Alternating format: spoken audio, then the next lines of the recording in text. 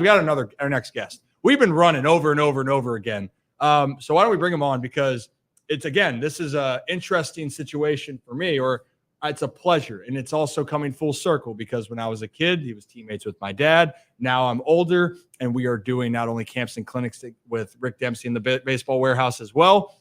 We're also co-workers. Yeah, we're teammates on the airwaves for 105.7 The Fan. Yeah. We're going to be at Pickles Pub tomorrow doing it. So let's bring on the former Oriole, Mike Bordick. Hey.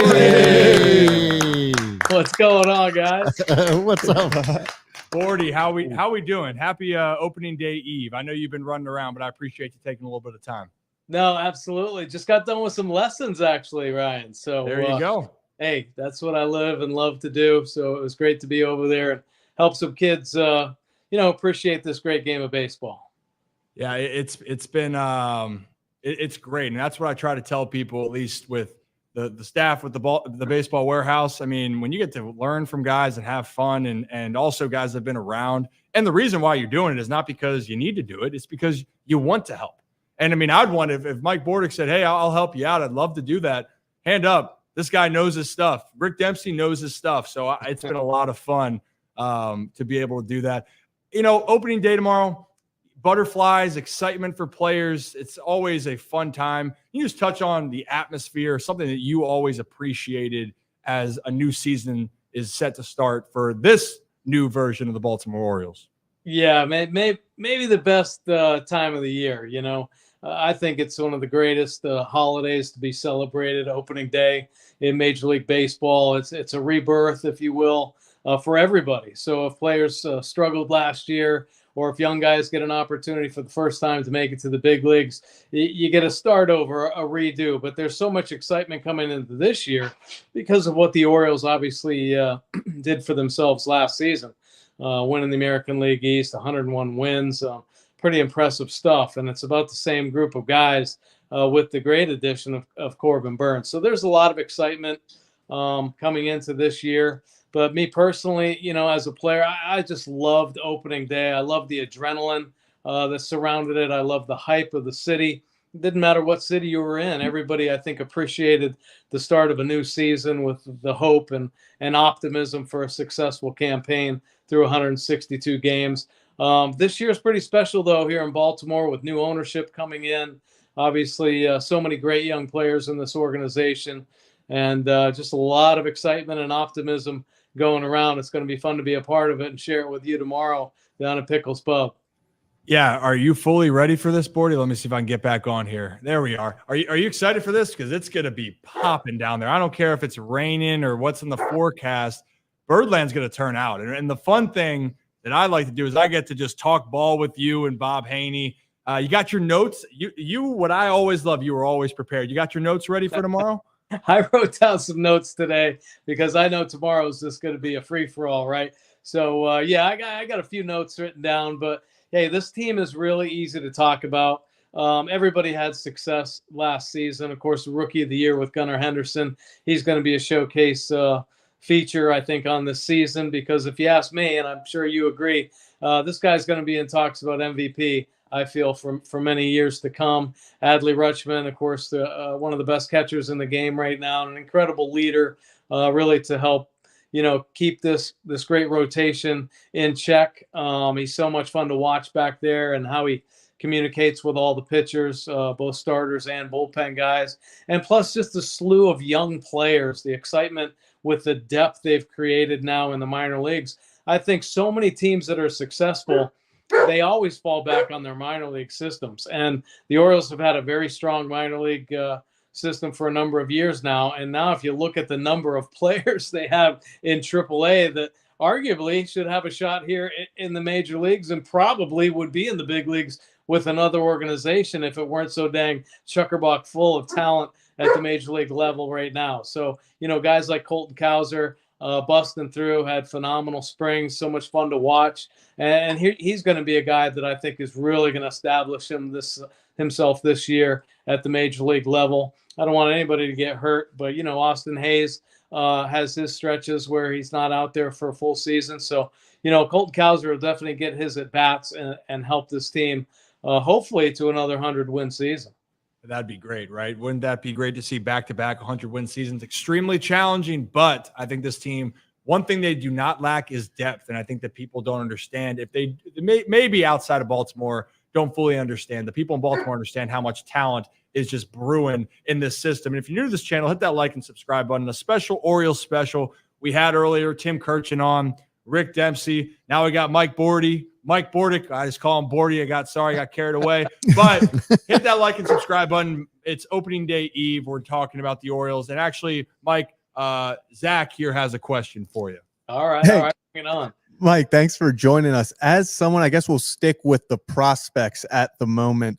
So as someone who played shortstop and stuff, can you talk a little bit about Jackson Holliday and the transition to playing second base in the majors? Because a lot of people, seem to think that, oh, you're just moving over in the infield. It's obviously not that hard. You can just plug and play guys.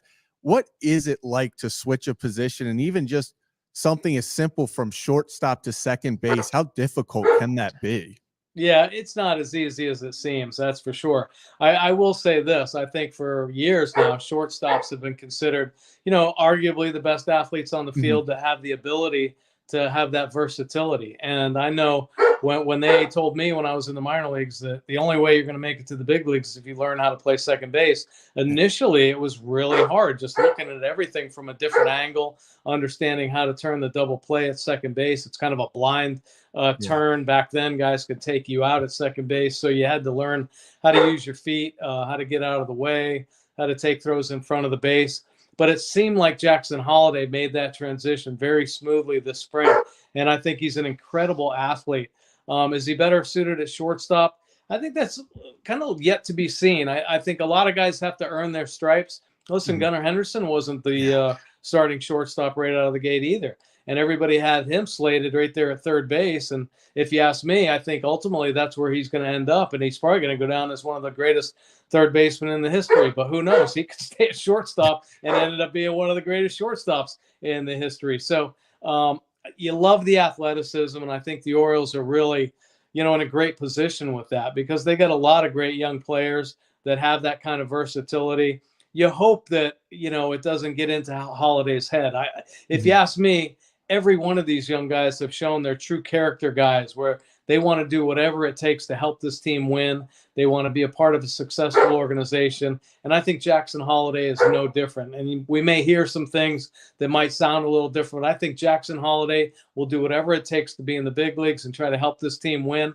I think he fits in with everybody as far as the makeup that they have found and created. And it's pretty exciting to see.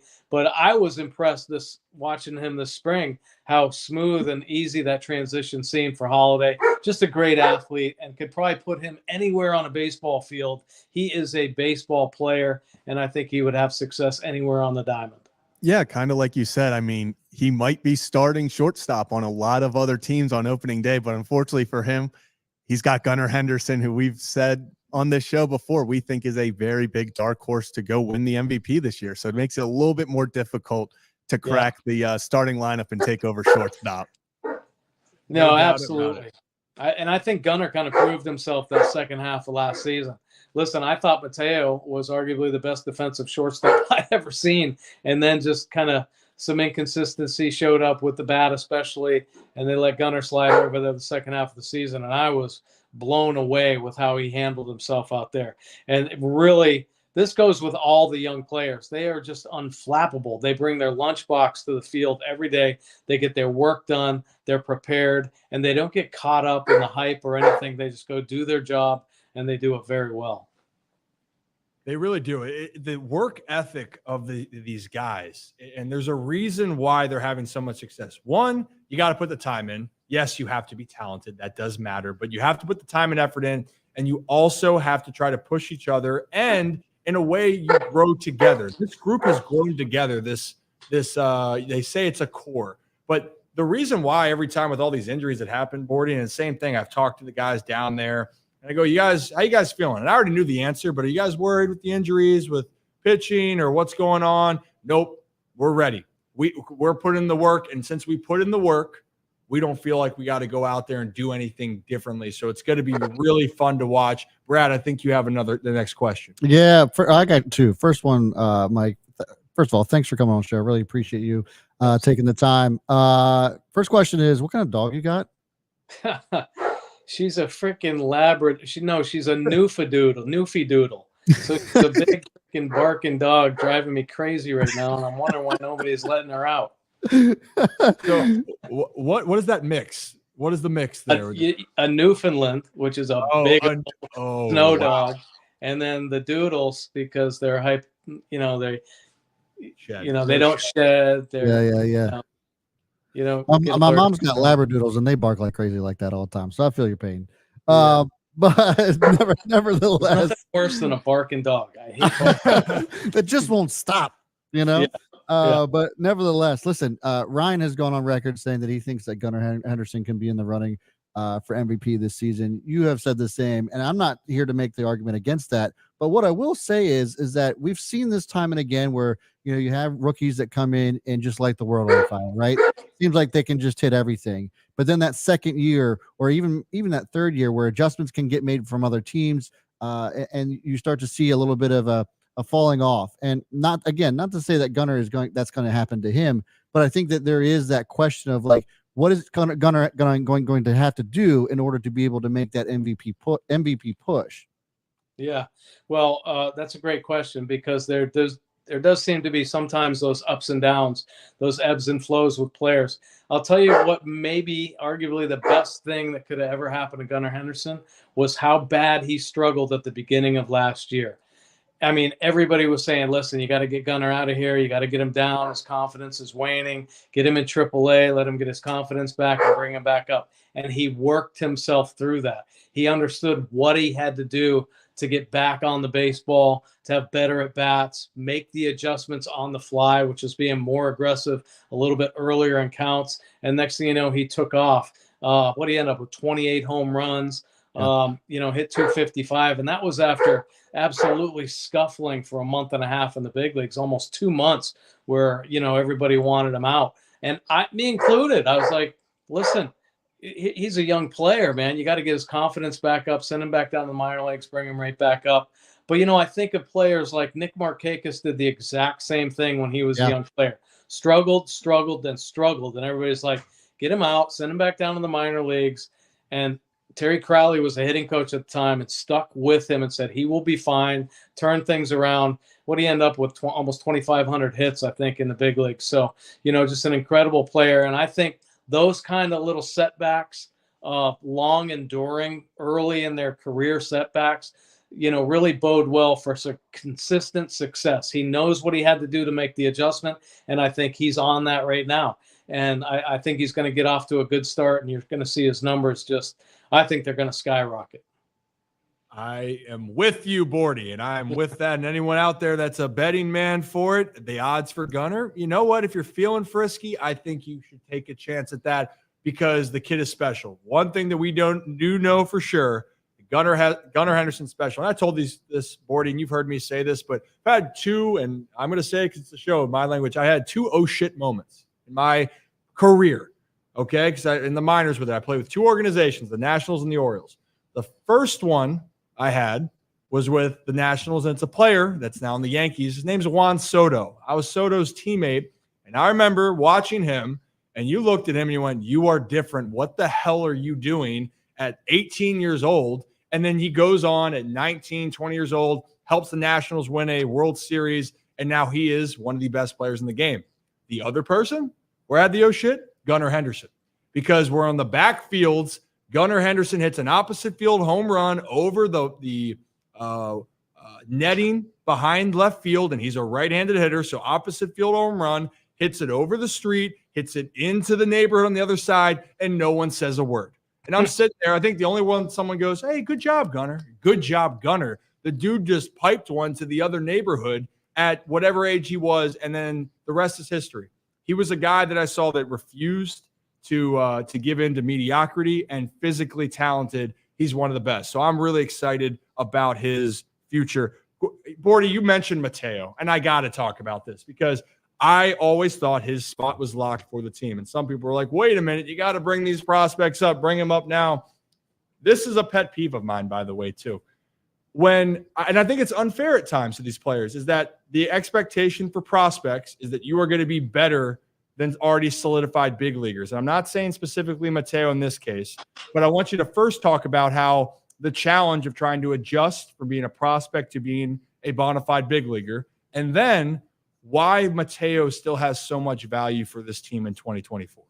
Yeah, I've been a big Mateo fan for a lot of reasons, and I think now he'll probably show more versatility, which I think ultimately could be very beneficial for him. He could probably play another 15 years playing both the outfield and infield, because I think he's still very trusted to be able to handle shortstop as well at the major league level. Listen, a couple years ago, this guy was doing things where I just couldn't believe where he was making plays, how he was making plays. His range was off the charts.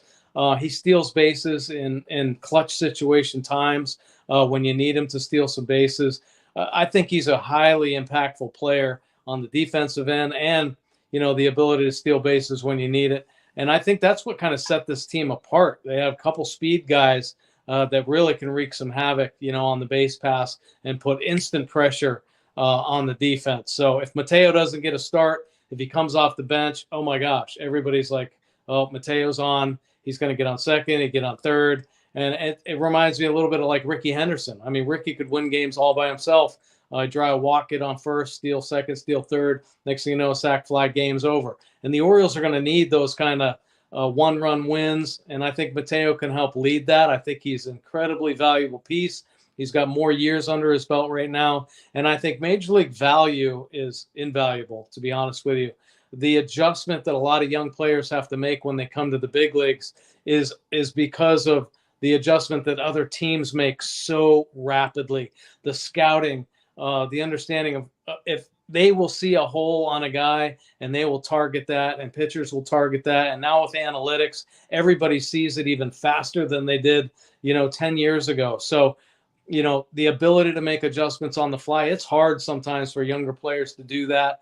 We talked about Gunnar last year, and that's exactly what was happening to him. And it took him almost 2 months to finally understand, he's got to start getting in more attack mode and take it to them and get them on their heels. And so there is that transition period. I think Mateo's been through it. And listen, we saw him for a little over a month, be one of the best hitters in the American League. So he can give you those flashes if somebody goes down. Mateo gets on a hot streak. His bat can play at times as well. But I think Mateo has incredible value.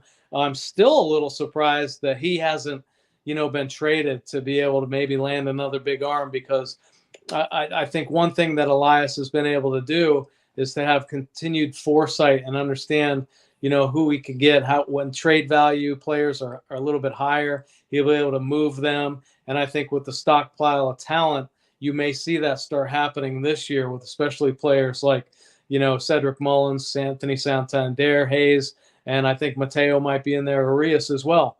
If there are opportunities, get these guys off to a good start, their trade value might get up a little bit, and you might end up seeing some midseason trades for these guys, because I got to believe that there are 29 other teams that want Jorge Mateo on their roster because of how impactful he can be on both sides of the ball. So, and with you saying that, I'm with you. I think that the talent is not disputed. It's the consistency with the talent that he has is the part that bothers players. And you know what, Bordy, at some point down here, I'm going to get you down here where the studio is, and I got this giant monitor that I'm still trying to figure out how to use. We're going to sit down here, or we're going to get a video, and I want you to talk about certain things that you see. I think it's going to be a lot of fun. So if you're willing to help me with that, thank you in advance. Yes, thank you.